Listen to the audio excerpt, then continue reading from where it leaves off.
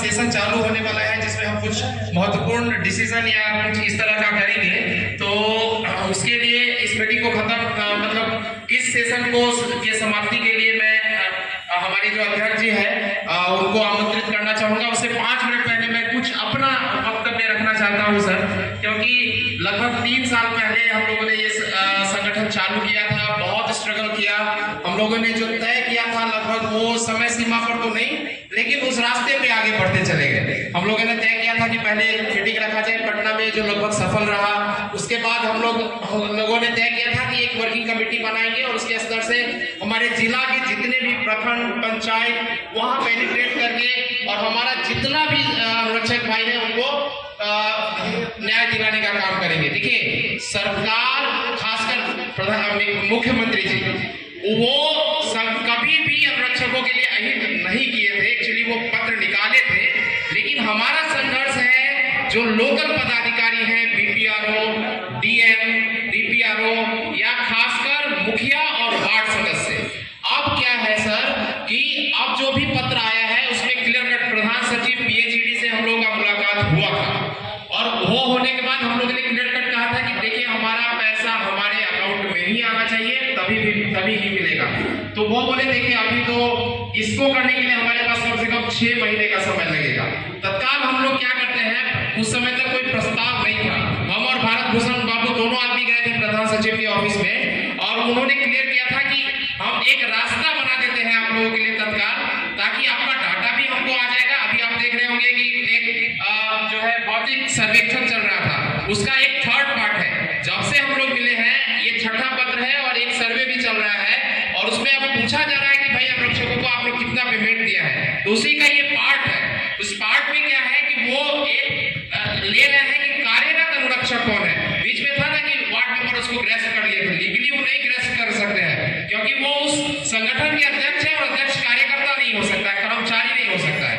तो ये सारी बात हम लोगों ने प्रधान सचिव के सामने रखा था, तो उन्होंने स्ट्रिक्टली कहा था और इसके लिए एक अनुश्रवण कमेटी भी बना दी गई है कि भैया पैसा अनुरक्षक को अगर नहीं दिया जाएगा तो डीएम और डीपीआरओ को ये स्ट्रिक्टली ऑर्डर है कि उस पर एफआईआर करें। लेकिन इसकी जानकारी है कितना लोगों को? जिस प्रखंड में जिस जिला में अनुरक्षक एक्टिव है वहां जानकारी है। जानकारी होने के बाद भी वो अपने आप को उस स्तर पर नहीं ला पाते हैं कि अपना पैसा ले ले। तो साथियों इसके लिए जरूरी है कि हम सभी प्रदेश के जितने भी अनुरक्षक हैं उनको एक होना पड़ेगा, एक सुर में आना पड़ेगा। नहीं तो देखिए जैसे कल्याणपुर में या समस्तीपुर के कुछ और प्रखंड में, जैसे मुजफ्फरपुर में भी कभी कभी, मोतिहारी के भी कुछ प्रखंड में बहुत ज्यादा जहां एक्टिव लोग हैं वहां पैसा मिल रहा है। पटना में जैसे उदयती है वो भी पैसा दिलाने का काम कर रहे हैं, लेकिन पटना में ही कुछ ऐसा प्रखंड है, समस्तीपुर में ही कुछ ऐसा प्रखंड है जहां पैसा नहीं मिल पा रहा है। तो उसके लिए हम सभी को एकत्र होना पड़ेगा। अब जैसे हम लोगों ने कहा कि अब क्या किया जाए ताकि हमारा जो भी स्वार्थ है वो सिद्ध हो पाए, तो हम लोगों ने सोचा कि अब प्लान किया जाए। देखिए अभी तक जो भी हम लोग किए हैं प्लान के साथ किए हैं, इसीलिए हम लोग इतने सफल हो पाए हैं। तो प्लान क्या किया जाए? जैसे भागीरथ ठाकुर जी बोले बहुत महत्वपूर्ण बात कि एक सीएम है, सही बात है, सीएम ही है एक ऐसा पद जो हम लोगों को न्याय दिला सकता है, या फिर हम कोर्ट में जाए। कोर्ट तो फिर लौट के आएगा सीएम के पास ही। तो एक ये बहुत महत्वपूर्ण मुद्दा है। तो हम लोगों ने भी कुछ प्लान किया था साथियों, उसका एक छोटा सा, हम ज्यादा समय नहीं लेंगे इसके बाद, चूंकि भारत भूषण बाबू आके और इस सेशन को खत्म करके फिर अगले सेशन का शुरुआत करेंगे हम लोग। देखिए सीएम को मिले तो क्यों मिले, हमारा डिमांड क्या है, हमको रेगुलराइज करें या रेगुलराइज नहीं करके कम से कम हमको मिनिमम वेज दें। अब मिनिमम वेज के लिए भी 2 फेज होता है, एक होता है कि कुशल और एक अकुशल। कुशल अगर आप हैं तो आप कुशल के लिए 1000 रुपया पर डे के आसपास, हमको पूरा क्लियर नहीं मालूम है, लेकिन 700 से 1000 के बीच है जो कुशल लेबर को पैसा मिलता है। 1005। तो अब कुशल होने के लिए हमको क्या करना चाहिए, हमको ट्रेनिंग चाहिए। ट्रेनिंग के लिए हमको किनको मिलना चाहिए, तो इस तरह का कुछ चीज हम लोग को प्लान करना पड़ेगा। अब भैया सीएम हम लोग को क्यों रख लेंगे, उसके लिए भी कुछ प्लान करना पड़ेगा ना। There is good give and take policy. भैया हम सीएम को क्या फायदा पहुंचाने जा रहे हैं ताकि सीएम हमको दे, बहुत सारा फायदा दे सकते हैं। सबसे बड़ा हम लोग अगर 1,14,000 है जिसके साथ 50 लोग कम से कम ऑन एन एवरेज, क्योंकि हम पब्लिक सेवा में है, तो उससे गुना कर दीजिए आप। अगर हम उनको समझाना पड़ेगा, उनको हमको ताकत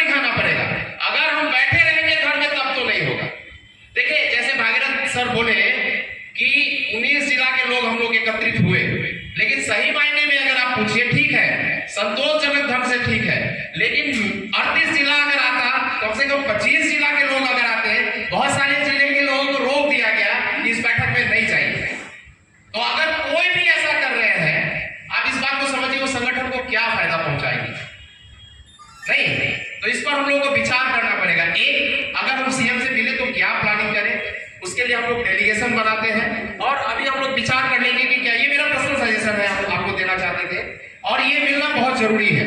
हम लोग स्रोत बना सकते हैं लेकिन हमारा डिमांड प्रॉपर होना चाहिए, वही डिमांड हम कर सकते हैं। अब जैसे कि अगर हम उनको गिव एंड टेक पॉलिसी का ये दे, भैया आप सरकारी खर्च बहुत ज्यादा करते हैं, अब जैसे सर्वेक्षण कराते हैं, जनगणना कराते हैं, बहुत तरह का ऐसा मिसलेनियस काम है जो आप कराते हैं, वो हमको दे दीजिए, पानी भी चलाएंगे वो भी करेंगे, हमको पहले मिनिमम वेज दे दीजिए और वो भी कुशल मिनिमम वेज दे दीजिए, उसके बाद जो है सो हमको आप रेगुलराइज कर दीजिए। नियम है कि अगर आप 245 दिन काम करते हैं किसी भी संस्था के साथ, सरकारी संस्था के साथ, तो आपको हटा नहीं सकता है।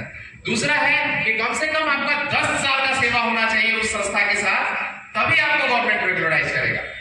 तो बहुत सारा एक टेक्निकल बात है जो हम लोग टेक्निकली यहाँ पर नहीं बोल सकते हैं, लेकिन प्लान कर सकते हैं। तो आप सभी से निवेदन है कि अभी हम लोग कुछ प्लान करते हैं क्योंकि अब इस तरह का एक्टिविटी शायद हो ना हो, ऐसे 19 जिला के साथी एकाग्र हो नहीं हो, और सब हमको लगता है पढ़े लिखे साथी यहाँ पर उपलब्ध है। तो कुछ अभी डिसीजन लेते हैं, अगर आप लोग हाथ उठा के इस बात को हमको बता दें तो एक बार हाथ उठा के बता दीजिए कि कुछ डिसीजन लिया जाए क्या। हमारे कुछ साथी है जो क्या कुछ डिसीजन लिया जाए, अगर आप सब आदमी अगर तैयार है 19 जिला के तो कुछ डिसीजन लेते हैं और उसको हम लोग आगे बढ़ाते चले जाते हैं।